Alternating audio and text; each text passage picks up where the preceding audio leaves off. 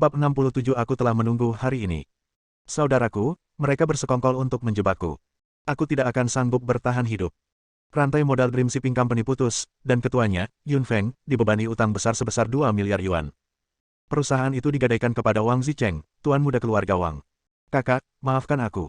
Kakak pergi dulu. Di atas atap sebuah gedung tinggi, seorang pemuda berpakaian compang camping sedang berlutut di lantai paling atas. Angin dingin membuat pakaiannya berdesir. Pandangannya kosong dan tanpa ekspresi. Dengan bunyi plop, dia terjatuh dengan kepala lebih dulu dari gedung tinggi tanpa menoleh ke belakang. Wah! Di tanah, genangan darah merah sangat menarik perhatian. Dan adegan dalam video menjadi sunyi senyap. Chen Fan menyaksikan semua yang ada dalam video dengan tenang, dia sangat tenang. Namun ini hanyalah awal dari badai yang akan datang. Langit tertutup awan gelap, seolah-olah ada hantu yang turun. Yun Feng, maaf aku pulang terlambat. Jangan khawatir, aku akan membuat semua orang yang menjebakmu membayar harganya. Pada akhirnya, seseorang akan bertanggung jawab atas kematianmu. Liu tua menyimpan teleponnya, air mata mengalir di wajahnya, dan menggelengkan kepalanya dengan putus asa. Tuan, sebelum tuan kedua pergi, dia mengatakan kepadaku bahwa dia tidak ingin kamu membalaskan dendamnya. Selama 5 tahun terakhir, kami tidak memberitahu Anda tentang kematian tuan muda kedua karena kami tidak ingin Anda membalas dendam. Karena tuan muda kedua telah berjanji pada keluarga Wang, selama dia meninggal, keluarga Wang tidak akan membuat masalah untukmu. Chen Fan terkejut dan berdiri di sana dengan linglung. Air mata mengalir tanpa disadari. Jadi, keluarga Xia berhasil menenangkan keluarga Wang dengan mudah karena kau telah membayarnya dengan nyawamu. Hahaha. Chen Fan tersenyum menyedihkan, dingin, dan kejam. Dalam sekejap, tatapan matanya berubah dingin seperti binatang buas. Matanya tertuju pada gedung Dream Chasing Shipping Company. Yun Feng, maafkan aku. Aku mungkin harus mengingkari janjiku. Tidak seorang pun yang menyakitimu akan selamat. Pada saat ini, seorang pemuda dengan rambut dicat biru dan tato di sekujur tubuhnya berjalan mendekat sambil membawa sebatang rokok di mulutnya. Apa yang kau lakukan dengan lamban, orang tua? Tidakkah kau mendengarku menyuruhmu untuk berkemas dan keluar? Jika kamu tidak keluar dari sini, apakah kamu percaya ayahmu akan memukulmu? Liu Haishan mengangguk berulang kali, ya, saya akan segera pergi, saya akan segera pergi. Karena berjalan terburu-buru, Liu Haishan secara tidak sengaja terjatuh ke tanah saat dia berbalik, dan terlempar ke tanah. Sial, kau orang tua bodoh, apakah kau pikir perusahaan pelayaran pengejaran mimpi masih perusahaan pelayaran pengejaran mimpi seperti sebelumnya? Sekarang, Dream Shipping akan menjadi milik sepupuku Wang Zicheng. Berani sekali kau, orang tua kotor, mengotori perusahaan sepupuku. Kamu pantas dipukul. Pemuda berambut biru itu berjalan cepat dan menendang perut Cheng Hai. Terdengar suara ledakan keras. Liu Haishan berdiri di sana tanpa cedera, sementara pemuda berambut biru yang arogan itu tergeletak di tanah 3 meter jauhnya. Chen Fan, dengan tubuh sekuat gunung Tai, berdiri di depan Liu Haishan. Kamu berani memukulku. Apakah kamu tahu siapa aku? Chen Fan menatap pemuda berambut biru itu dengan dingin, lalu menginjak wajahnya. Katakan padaku, siapakah kamu? Melihat pemandangan ini, Liu Haishan segera melangkah maju dan meraih Chen Fan.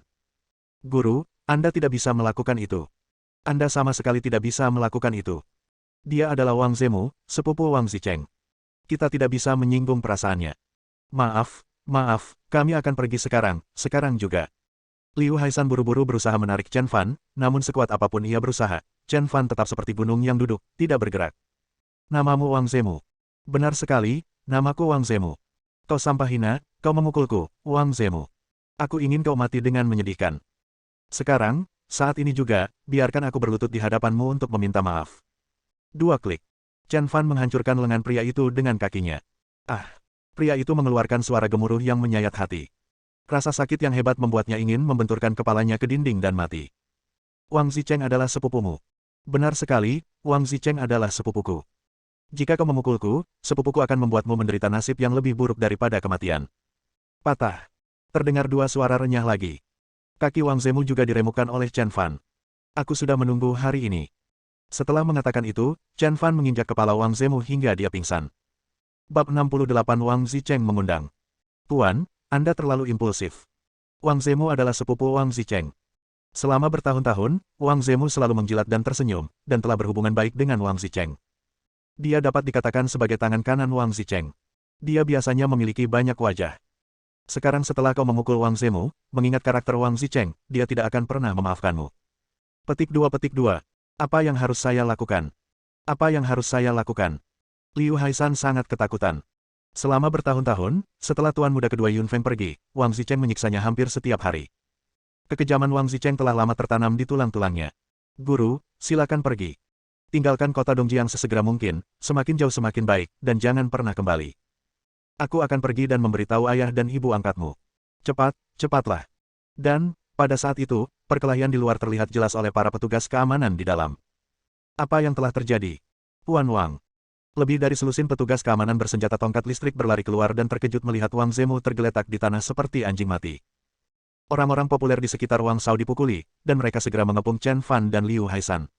Terlambat. Liu Haishan begitu cemas hingga air matanya hampir jatuh. Tuan, sudah terlambat. Tidak seorang pun bisa pergi. Chen Fan tersenyum tipis, melangkah maju, dan melindungi Liu Haishan di belakangnya. Bagi Raja Serigala yang kuat dari Istana Raja Serigala, selusin penjaga keamanan di depannya tidak layak disebut sama sekali. Tepat ketika lebih dari selusin petugas keamanan bersiap melampiaskan kemarahan mereka terhadap Wang Zemu, sebuah Rolls-Royce Phantom meraung mendekat. Orang ini tidak lain adalah putra tertua keluarga Wang, Wang Zicheng. Wang Zicheng, yang kakinya dipatahkan oleh Chen Fan, kini telah mengganti anggota tubuh palsunya. Hari ini adalah ulang tahun perusahaan yang kelima. Apa yang kalian perdebatkan di pintu? Ketika mereka melihat bahwa itu adalah Wang Zicheng, semua penjaga keamanan segera berdiri dan memberi hormat untuk menyambutnya. Salah seorang petugas keamanan berkata, Tuan Wang, ada orang yang membuat masalah di depan perusahaan dan telah mematahkan anggota tubuh Tuan Wang Zemu. Saya akan memberinya pelajaran. Oh, siapa yang berani sekali? Wang Zicheng berjalan mendekat dan melihatnya. Wajahnya langsung menjadi gelap dan prostesis di kakinya terasa sakit. Itu adalah rasa sakit yang disebabkan oleh kebencian. Namun sekejap kemudian, Wang Zicheng mulai tertawa. Hei, bukankah ini Chen Fan? Kudengar 5 tahun lalu, kau pergi ke kota Dongjiang dan menjadi menantu keluarga Xia. Kau bisa makan makanan gratis dan hidup nyaman. Tapi kau belum kembali selama 5 tahun sejak saat itu. Oh, ngomong-ngomong, kudengar kamu tidak pernah kembali ke kota Dongjiang selama 5 tahun terakhir. Kamu tidak boleh tahu bahwa saudara baikmu Yun Feng bunuh diri dengan bunuh diri karena skizofrenia. Juga, orang tua angkat dan saudara perempuanmu telah diisolasi oleh semua perusahaan di kota Dongjiang. Tidak ada perusahaan yang berani memberi mereka pekerjaan. Bahkan sebagai pencuci piring, tidak ada yang berani mempekerjakan mereka. Juga, perusahaan pengiriman pengejaran mimpi yang telah kau bangun dengan susah payah itu juga digadaikan kepadaku oleh saudara baikmu Yun Feng. Saya pikir kamu tidak tahu ini, kan? Wang Zicheng, dasar bajingan. Liu Haishan menangis dan berteriak kegirangan, Tuan, jangan dengarkan omong kosongnya. Puan muda kedua dipaksa mati olehnya. Orang tuamu dan kakakmu tidak ada di kelas karena dia ada di belakangnya. Juga, perusahaan pelayaran pengejaran mimpi tidak diberikan kepadanya oleh tuan muda kedua sebagai pembayaran utangnya. Dia mencurinya darinya.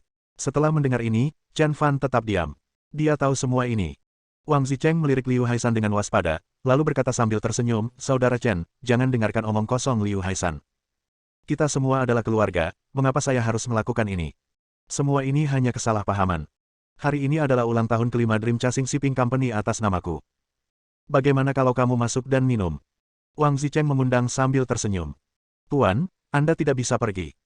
Hari ini adalah peringatan 5 tahun kematian Tuan kedua Yun Feng. Jika kamu pergi, bagaimana mungkin kamu layak untuk Tuan muda Yun Feng? Kata Liu Haishan sambil terisak. Jantung Chen Fan berdebar kencang. Baiklah, saatnya untuk minum.